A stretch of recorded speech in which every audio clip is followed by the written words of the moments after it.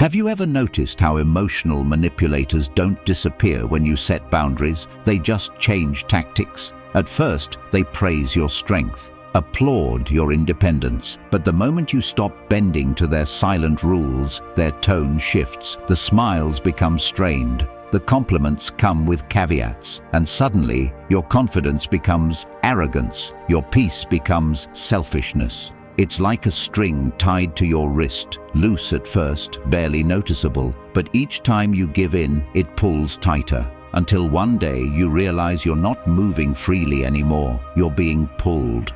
Or think of a mirror that reflects not your face, but their intentions, smiling when they want favor, silent when you need truth, cracking only when you stop playing along. That's not reflection, that's manipulation. Because while they're busy pretending it's your fault, you have a choice. Keep shrinking to fit their comfort, or step back and see clearly. And when you choose truth over approval, that's when the illusion breaks. That's when the game ends. So how do you recognize emotional manipulation before it steals your clarity, your confidence, your peace? Stay with me, because once you spot the first sign, the rest will never go unseen again. Let's begin. Number 1, they make you feel guilty for setting boundaries. Let's talk about one of the most subtle but powerful signs of emotional manipulation.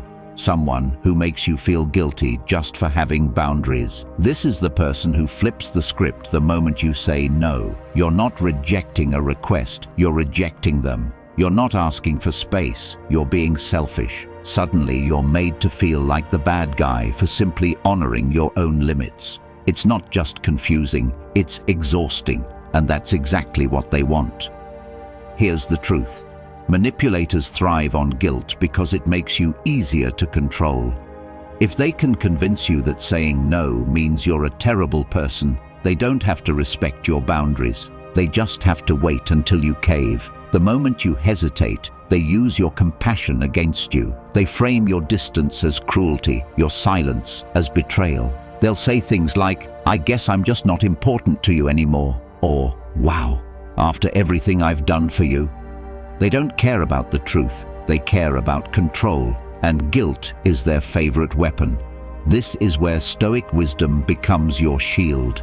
Epictetus said, "The soul that cannot say no is a prisoner to the will of others." Let that sink in.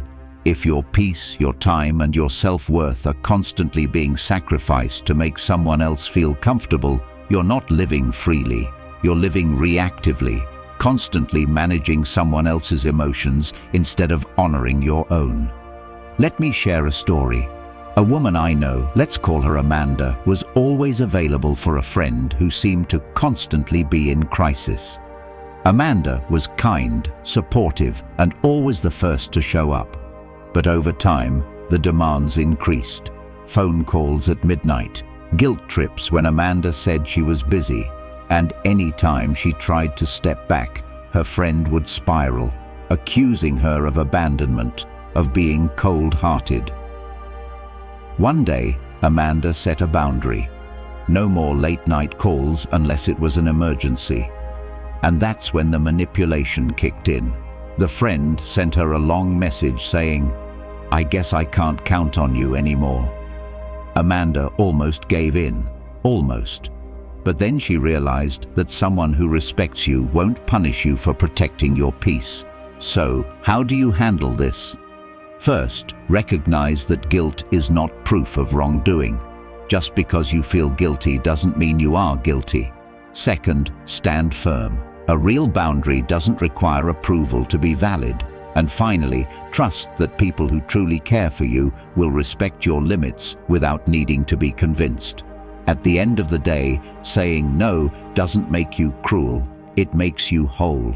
And anyone who can't handle your boundaries was never respecting you to begin with. You don't owe your peace to anyone who uses guilt as a leash. You owe it to yourself to be free. Number 2, they give you the silent treatment to punish you. Let's talk about one of the most emotionally exhausting ways you're being emotionally manipulated. When someone uses silence not as space to think, but as a weapon to punish. This isn't about taking a breather after conflict. It's about withholding connection to create confusion and guilt. You try to have a conversation, and suddenly, nothing. No calls, no texts, no response. The air goes cold. But it's not quiet because things are calm. It's quiet because they're trying to make you uncomfortable enough to break first. You're being emotionally manipulated when their silence isn't about healing. It's about control. It's meant to make you second-guess yourself. Did I say something wrong? Should I have handled that differently? Are they mad at me? That confusion becomes the hook, because while you're spinning in your thoughts, they're watching you chase validation they never had the right to withhold. Their silence puts all the emotional labor on you. And if you finally reach out, if you apologize just to make it go away, they win. Not because they were right, but because they successfully shifted the power dynamic. This is where Stoic clarity becomes your anchor. Marcus Aurelius said, "Indifference in place of honesty is a mask, not a virtue. True strength lies in honest expression, not withdrawal." A person who genuinely values the relationship will try to resolve, not avoid. Silence, when used to punish, is not noble detachment. It's manipulation dressed as maturity. It doesn't create space for healing. It creates distance for control. Let me tell you about someone. Let's call him Adam. He was dating a woman who, any time they had a disagreement, would go completely silent for days. No explanation, just a wall. At first, Adam thought she needed space, so he gave it. But then it became a pattern. Every time he stood up for himself or disagreed with something, she would withdraw, and he'd find himself texting, calling, even apologizing for things he didn't do, just to end the discomfort. One day, he stopped. He didn't text. He didn't chase. He waited. And when she finally broke the silence, her tone had changed, because her tactic hadn't worked. That moment gave Adam the clarity to see the game for what it was. So how do you deal with this? First, stop chasing. When silence is used to punish, your attention becomes their reward. Second, stand firm. If they truly care, they'll speak. If not, their silence is already the answer. And finally, value relationships built on honesty, not power plays. Because peace isn't the absence of noise, it's the presence of mutual respect. At the end of the day, silence should feel safe, not punishing. If someone uses withdrawal to control your behavior, that isn't love, it's manipulation. And you don't need to earn anyone's voice to deserve peace. Number 3. They repeatedly twist your words. Let's talk about one of the most disorienting signs you're being emotionally manipulated. When someone consistently twists your words, you try to speak your truth. You express yourself with care, maybe even with hesitation, thinking if you say it kindly enough, they'll understand. But instead, they take your words and spin them. What was honest suddenly becomes selfish. What was gentle becomes aggressive. What was clear becomes uncalled for. And you're left defending a meaning you never intended. You're being emotionally manipulated when your words are no longer yours. Instead of listening to what you actually said, they reframe it to suit their agenda. They'll say things like, "So now I'm the bad guy," or "You always make it about yourself, even when you've done everything to speak respectfully." But this isn't just miscommunication. It's not a misunderstanding. It's a calculated tactic. Because if they can twist your words, they can twist the truth. And if they can twist the truth, they can control the outcome. They're not looking for connection. They're looking for power. Here's where Stoic wisdom becomes vital. Seneca said, "He who distorts words to win power is already lost." That means someone who constantly bends your truth is already operating from a place of fear, not strength. Because twisting someone's words isn't a show of intelligence, it's a mask for insecurity. A person secure in themselves doesn't need to manipulate the conversation to feel in control. They seek understanding, not dominance. Let me share a story. A woman I know, let's call her Erica, was in a long-term friendship with someone who did this constantly.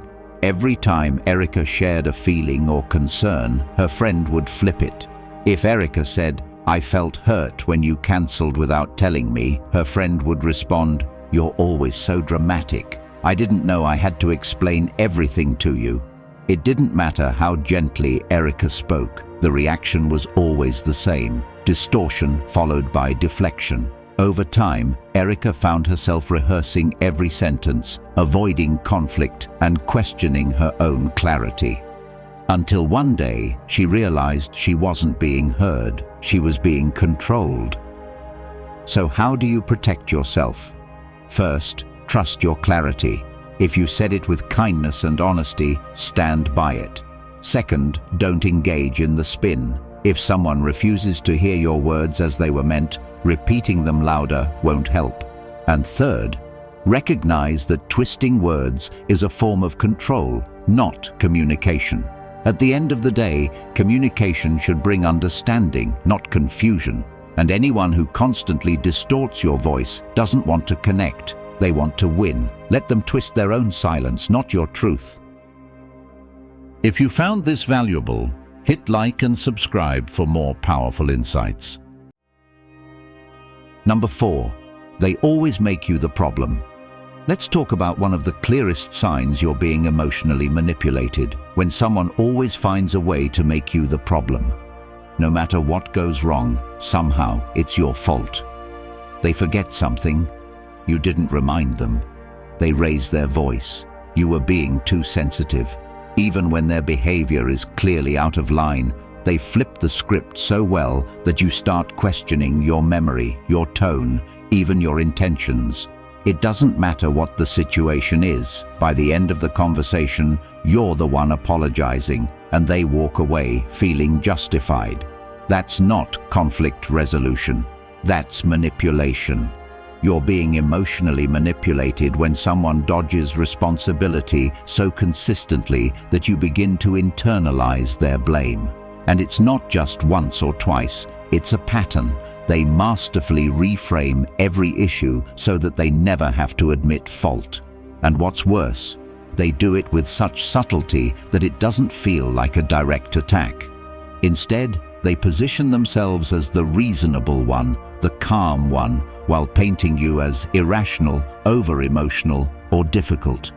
Over time, this kind of blame shifting wears you down. You begin to lose trust in your own judgment, and that's exactly what they want. This is where Stoic philosophy becomes your anchor. Marcus Aurelius said, "Blame is the tool of cowards. Responsibility is the mark of the strong." That means anyone who constantly points fingers without ever reflecting on their own role is acting from weakness, not wisdom. The Stoics believed in radical self-awareness, owning your choices, your mistakes, and your growth. But when someone never holds themselves accountable, they rob the relationship of truth. And a connection built on denial isn't real, it's performance. Let me share a story. A woman I know, let's call her Rachel, was dating someone who did this constantly. If he forgot her birthday plans, he'd say, "You didn't confirm with me." If he made a hurtful joke, it became, "You're too sensitive." And every time Rachel brought up a concern, she ended up apologizing for her tone, for her timing, for even bringing it up.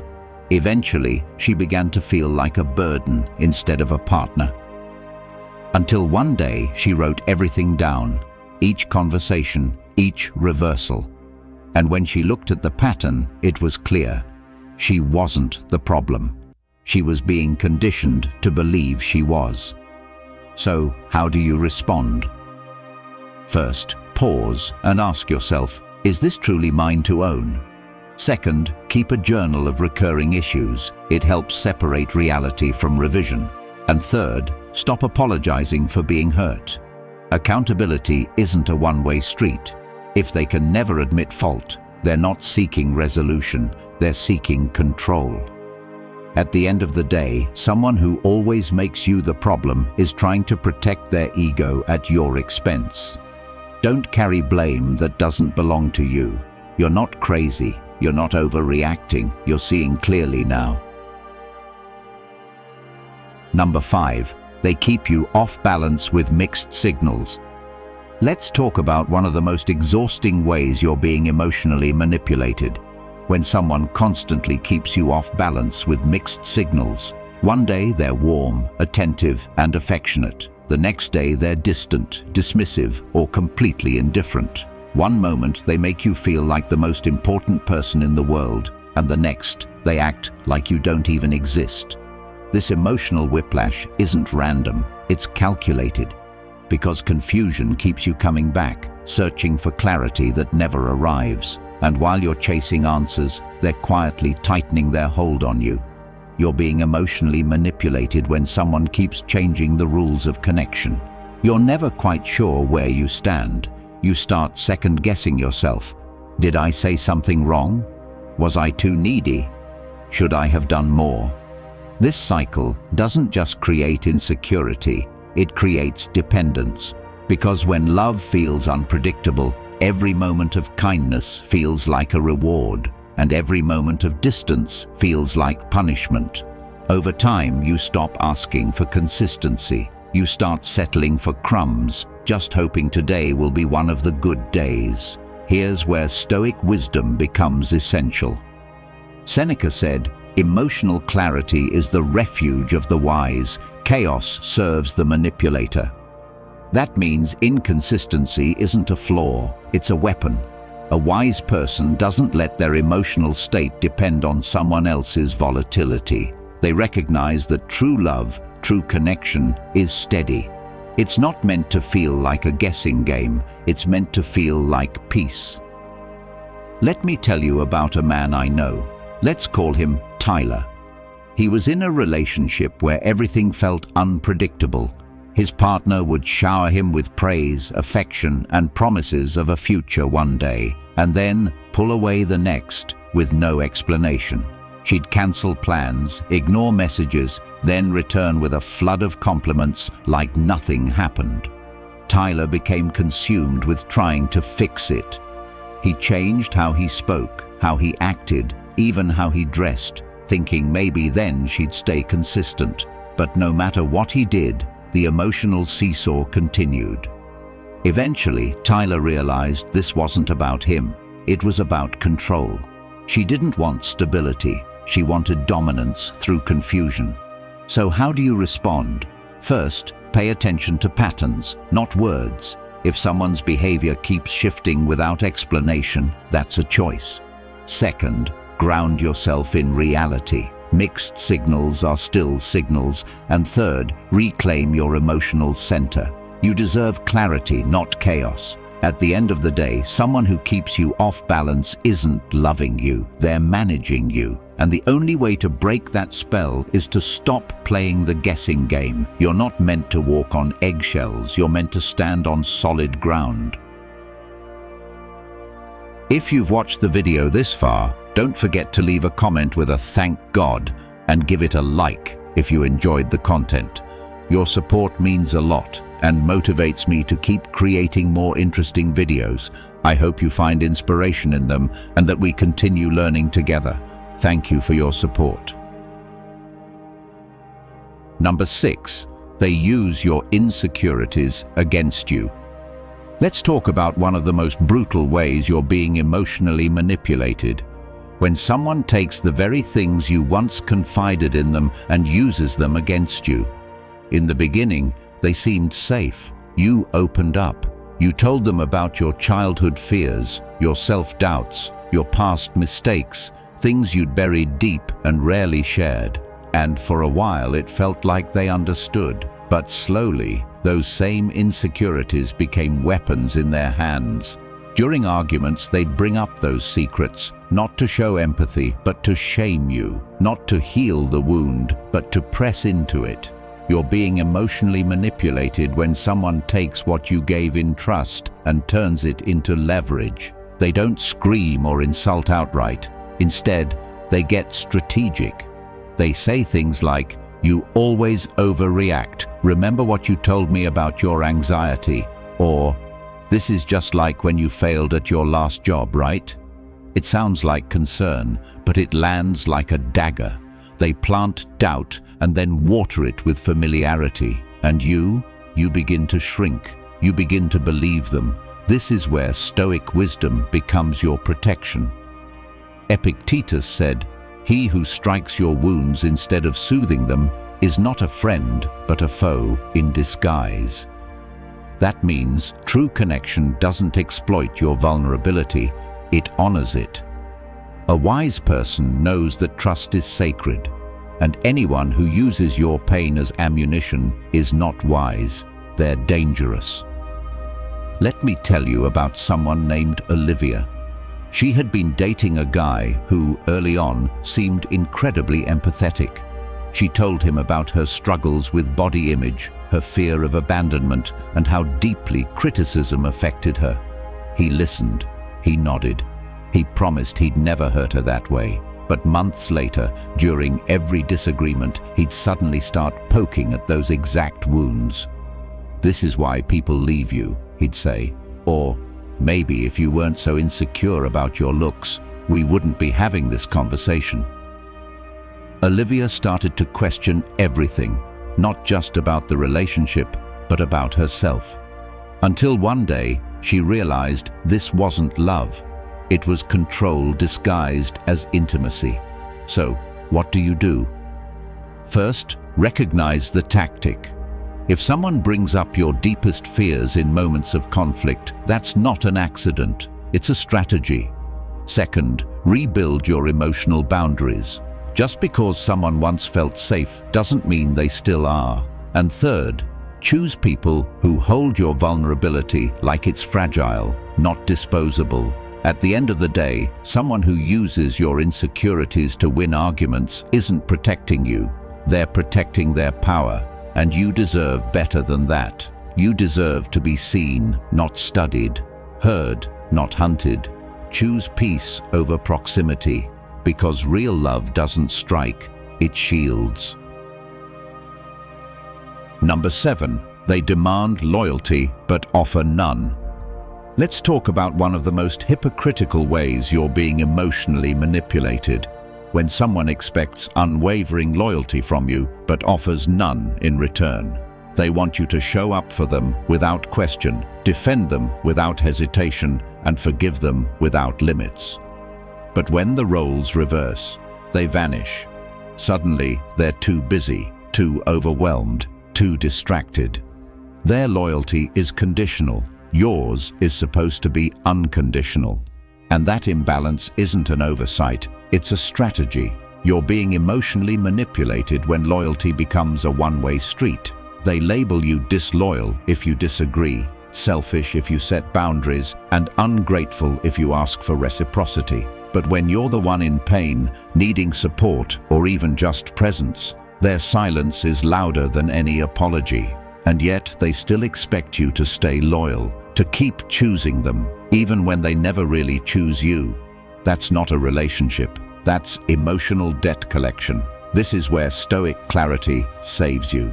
Marcus Aurelius said, "Loyalty demanded but not returned is a debt unpaid. Leave the account closed." Loyalty, in its purest form, is mutual. It's an exchange of trust, not a performance of obligation. If someone constantly draws from your emotional reserves without ever replenishing them, they're not building a connection. They're draining it. Let me tell you about someone named Daniel. He had a friend, Corey, who always called when he needed something: rides, help with work, a place to crash. And Daniel, being loyal, always showed up. But one day, Daniel went through a rough breakup. He reached out to Corey, not for advice, just for someone to sit with him. Corey said he was busy, said he'd call later. He never did. Days passed, and nothing. But as soon as Corey needed a favor again, he called like nothing had happened. That's when Daniel realized this wasn't friendship. This was a loyalty contract with no return clause. So what can you do? First, redefine what loyalty means to you. If it's not mutual, it's not real. Second, observe, don't excuse. Pay attention to who shows up only when it's convenient. Third, protect your energy. You're not obligated to keep proving yourself to someone who's already decided their loyalty is optional. At the end of the day, someone who demands loyalty but offers none is only committed to their comfort, not your connection. And the longer you stay in that imbalance, the more you'll mistake self-betrayal for devotion. True loyalty doesn't need to be begged for. It's shown in silence, in presence, in the moments that matter most. And if they can't offer you that, then no, you don't owe them anything, not even an explanation. If you believe this video can help others, give it a like. It helps the YouTube algorithm show it to more people. And don't forget to subscribe for more awesome content coming your way. Share your thoughts in the comments. I will definitely reply.